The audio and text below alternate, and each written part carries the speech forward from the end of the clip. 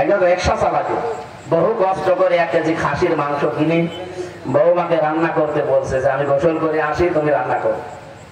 খাসির মাংস সবসময় পাওয়া যায় না, বহু কষ্ট করে কেনা। ও বৌমা চিন্তা করছে দেখি কেমন লাগে, 1টা 2টা খেতে খেতেও চাপা ফিরায় সব শেষ করে। শ্বশুর গোসল করে এসে বলছে কই, খাবার যখন দিয়েছে প্রথমে দিয়েছে মূলা আলু। শ্বশুর মনে মনে ভাবছে যে আসল তরকারি কই। বলছে বৌমা সে মাংস। বলছে শ্বশুর আব্বা আমার লজ্জা দেবেন না, আপনি যখন গোসল করতে গেলেন আমি রান্না কমপ্লিট করে ঢাকনা দিয়ে ঢেকে রাখলাম, কলে পানি আনতে গেছি, এসে দেখি দুষ্টু বিড়াল সব খেয়ে ফেলিস। যা দেবো আপনাকে তো দেওয়ার মতো আর কায়দা নেই। শ্বশুর চিন্তা করছে 1 কেজি মাংস, শুধু রান্নাঘর থেকে কলের উপরে পানি আনতে গেল, এতটুকু সময়ের ভেতরে বিড়াল সব খেয়ে ফেলবে। পাশে তাকিয়ে দেখে সে বিড়াল মিরুমিরু করছে, সব কিছু বেঁধে দিচ্ছে, 4 হাত পা রশি দিয়ে টাইট করে বেঁধে দিচ্ছে। দাড়ি পাল্লা এনে ওজন দিয়ে দেখে 1 কেজি। বলছে বৌমা এটা যদি বিড়াল হয় যে মাংস কই, আর এটা যদি মাংস হয় তাহলে বিড়াল কই। এই বিড়াল যদি 1 কেজি মাংস খায় তাহলে এর ওজন হবে 2 কেজি। এই দেশে আমরা 96-93 ভাগ মুসলমান বলি, ওটা শুধু আদম সমারিতে আছে, আর ওই ছোটকালে আগা কাটা আছে। তারপরও মনে হয় এখানে অনেকে আছে এখনো আগা কাটা নেই।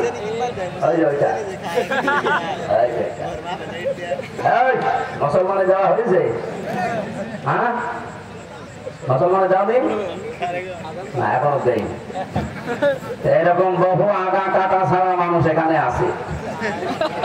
96 ভাগ 92 ভাগ মুসলমান হচ্ছে না। আপনি তো অলরেডি নবীর দল থেকে বের হয়ে চলে গেছেন, যারা অন্যের জিনিস নিজের দায়িত্বে নিয়ে নিয়েছেন। আর দ্বিতীয় শাস্তি কত কঠিন চিন্তা করেছেন,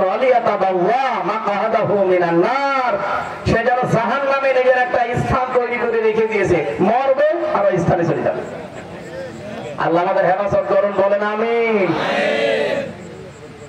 আমরা আজ হালালকে হালাল জেনে যদি সত্যি মানতে চান, হারামকে হারাম জেনে যদি সত্যি ছেড়ে দিতে চান, পৃথিবীতে যদি মিনি একটা জান্নাত দেখতে চান, আদখালাহুল্লাহুল জান্নাহ, মাস্ট বি সব ভুলে যান।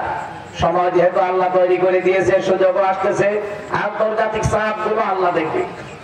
আল্লাহুম্মা ইন্না নাজআলুকা ফি নুহুরিহিম ওয়া নাউযু বিকা মিন শুরুরিহিম। জেলখানায় থাকতে এই দোয়াটা মনে হয় হাজার হাজার বার পড়েছি।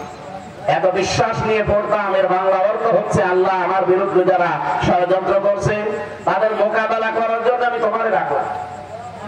কারণ আমার বিরুদ্ধে ষড়যন্ত্র তো এ ভাই করেনি, এ সলিমদ্দি কলিমদ্দি করেনি, সরাসরি রাষ্ট্র করেছিল।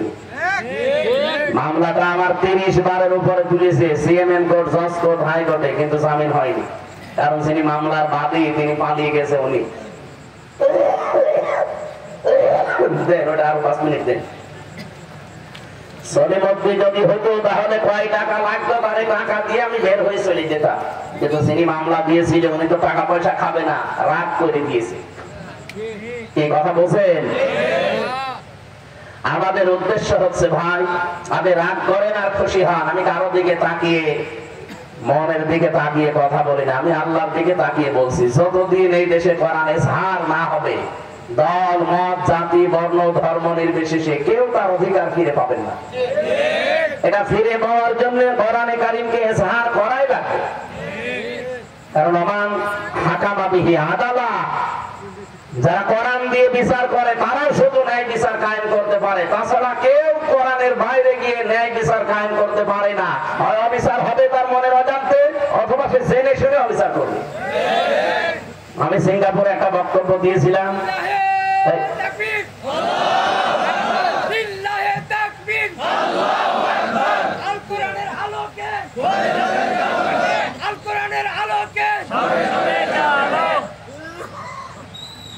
ওখানে আমার জুলুমের উপরে বক্তব্য ছিল।